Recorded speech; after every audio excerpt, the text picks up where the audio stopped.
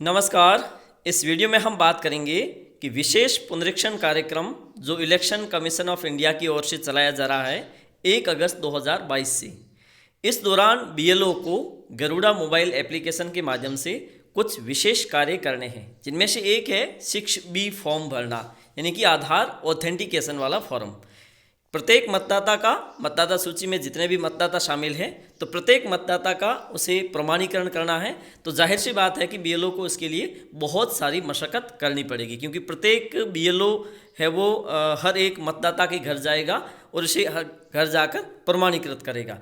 क्या इस प्रमाणीकरण की एवज में इलेक्शन कमीशन ऑफ इंडिया की ओर से इसे कुछ विशेष मानदेय दिए जाने का प्रावधान है या नहीं, इस वीडियो में हम इस बात को लेकर विशेष चर्चा करेंगे। क्योंकि अगर आप एक बीएलओ के रूप में काम करते हैं तो इस बात को आप अच्छी तरह से या भली भांति से जानते होंगे कि आपका कार्य कितना कष्टप्रद होता है, क्योंकि किसी भी समय आपको इस कार्य में लगाया जा सकता है। क्योंकि आप इलेक्शन कमीशन ऑफ इंडिया में प्रतिनियुक्ति पर कार्य करते हैं, साल भर में से आपको किसी भी प्रकार के कार्य में लगाया जा सकता है जिसका संबंध इलेक्शन कमीशन ऑफ इंडिया और वोटर्स मतदाता सूची से हो सकता है। तो इस वीडियो में हम समझेंगे कि जो 1 अगस्त 2022 से विशेष पुनरीक्षण कार्यक्रम है, इसमें बीएलओ को क्या मिलने वाला, मानदेय क्या मिलेगा, पीएलएम मिलेगी या टीएडीए क्या मिलेगा, संपूर्ण चर्चा हम इस वीडियो के माध्यम से करने वाले हैं। तो चलिए शुरू करते हैं। तो सबसे पहले समझते हैं कि विशेष पुनरीक्षण कार्यक्रम है क्या।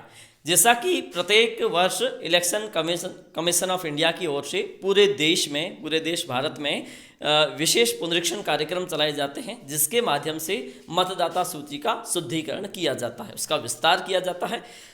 अलग अलग फॉर्म्स जैसे 6, 7, 8 और 6B भरे जाते हैं, ताकि मतदाता सूची का समय समय पर अद्यतन किया जा सके। जैसे कोई नए वोटर्स जुड़ रहे हैं 18 वर्ष की उम्र पूरी करने के बाद, तो उन्हें आसानी से जोड़ा जा सके। इसके साथ साथ इलेक्शन कमीशन ऑफ इंडिया की ओर से 1 अगस्त 2022 से मतदाताओं का प्रमाणीकरण किया जाना है। मान लीजिए किसी भी मतदाता सूची में 1000 वोटर्स है, तो ऐसी स्थिति में प्रत्येक मतदाता को प्रमाणीकृत किया जाएगा आधार कार्ड के माध्यम से। अगर कोई आधार कार्ड नहीं देता है तो किसी अन्य डॉक्यूमेंट्स के माध्यम से उसे प्रमाणीकरण किया जाएगा।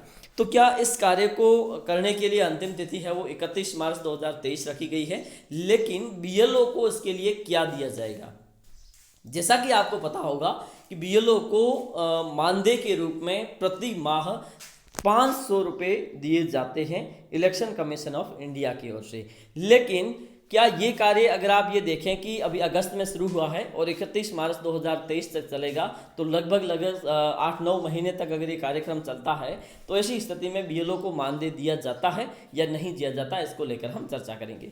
जैसे कि 6000 रुपये प्रति वर्ष के हिसाब से दिए जाने का प्रावधान है कि कोई भी बीएलओ अगर प्रति वर्ष या फिर किसी भी समय या 1 महीना या 1 साल में 12 महीने काम करता है, तो उसे 500 रुपये प्रति माह के हिसाब से मानदेय इलेक्शन कमीशन ऑफ इंडिया की ओर से दिया जाएगा। लेकिन इस कार्यक्रम के लिए जो विशेष पुनरीक्षण कार्यक्रम है, इसके लिए अलग से कोई किसी प्रकार का मानदेय नहीं दिया जाएगा, क्योंकि इस प्रकार का कोई प्रावधान नहीं है, न ही इस प्रकार का कोई सर्कुलर जारी हुआ है कि इलेक्शन कमीशन ऑफ इंडिया अलग से विशेष पुनरीक्षण कार्यक्रम के लिए बीएलओ को इस प्रकार का मानदेय देगा।